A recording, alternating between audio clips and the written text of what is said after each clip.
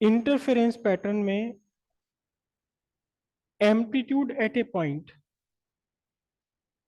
कितना है? a1 square plus a2 square plus twice a1 a2 cos five. ठीक है।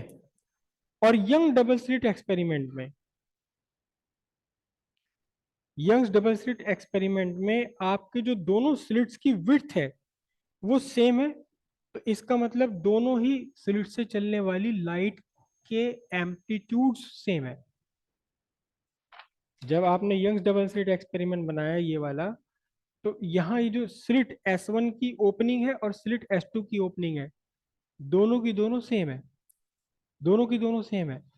इसे आप इस तरह से समझिए कि एक बड़ी खिड़की लगी हुई है और एक छोटी खिड़की लगी हुई है आपके रूम में। दोनों खिड़कियां आपने खोल दी तो भी बड़ी वाली से ज्यादा लाइट आएगी ना, छोटी वाली से कम आएगी।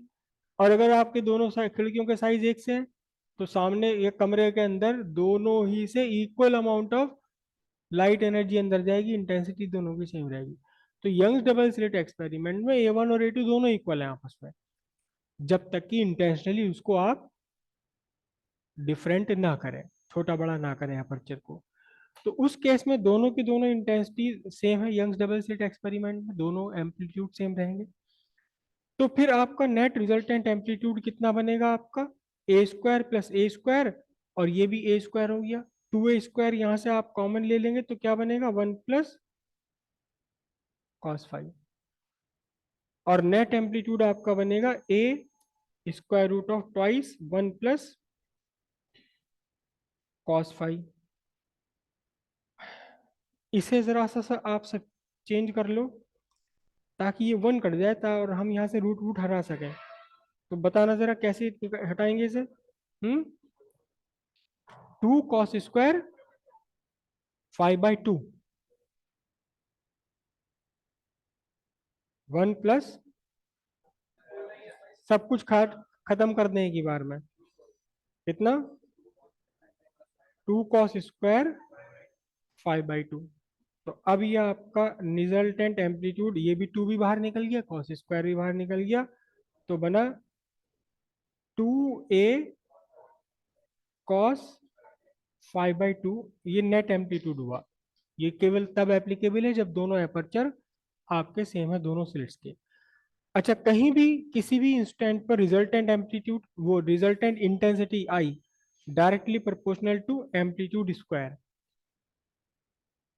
तो पहली वेव की इंटेंसिटी कितनी होगी? Directly proportional to a1 square, और दूसरे वाले की कितनी होगी? a2 square. क्योंकि आपके a1 और a2 दोनों आपस में इक्वल हैं, तो इससे आप क्या कहेंगे कि I1 और I2, I1 पहली वेव की इंटेंसिटी और दूसरी वेव की इंटेंसिटी दोनों सेम है, राइट। इसको आपने क्या ले लिया? आई। समझ रहे हैं इस बात को? यहाँ आपके जो ये स्लिट्स हैं, ये स्लिट्स दोनों इक्वल विड्थ के हैं।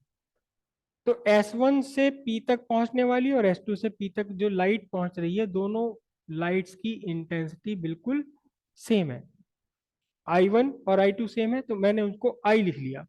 I क्या हो गई? Intensity of wave from one of the slit. अब इसे यहाँ सब्स्टिट्यूट कर लीजिए आप यहाँ से। अब आपका I कितना बनेगा बोलो? I इज इक्वल टू के ए स्क्वायर। के प्रोपोर्शनैलिटी कांस्टेंट है, और I रिजल्टेंट, रिजल्टेंट इंटेंसिटी कितनी होगी? के इंटू ए स्क्वायर। मैं दोनों को अगर डिवाइड कर दूं, I resultant upon intensity from one source is equal to क्या बनेगा बोलो? Capital A square by small A square. अब कैपिटल ए कितना फाइंड कर लिया आपने? देखना, कैपिटल ए ये रहा। तो अब कुल मिलाकर यहां बना 4a square cos square 5/2 divided by A square. अब यहां से आप रिजल्टेंट इज इक्वल टू हो जाएगा आपका, ये तो कैंसिल हो गए, 4i कॉस स्क्वायर 5/2। ये आपका आ गया रिलेशन किस किस का रिलेशन आ गया?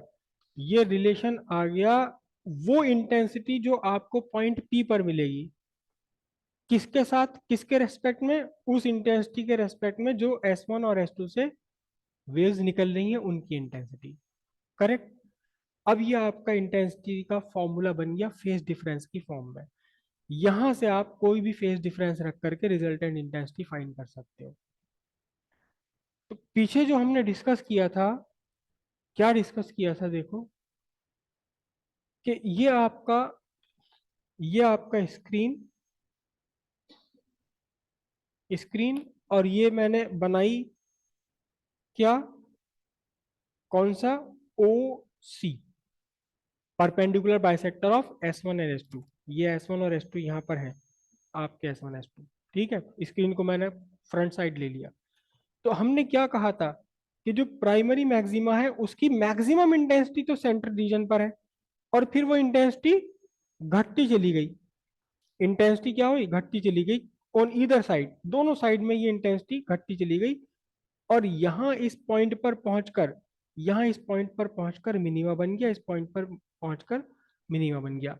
उसके बाद फिर इंटेंसिटी का बढ़ना शुरू हुआ, और यहाँ पहुंचकर फिर से क्या बन गई, मैक्सिमम इंटेंसिटी बन गई।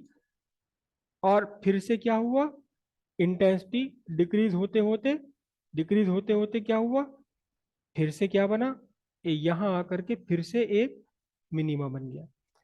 तो एक्चुअली इंटरफेरेंस पैटर्न में जो ब्राइट और डार्क बनते हैं वो इस जैसे बनते हैं जैसे यहां आपको बनाया हुआ।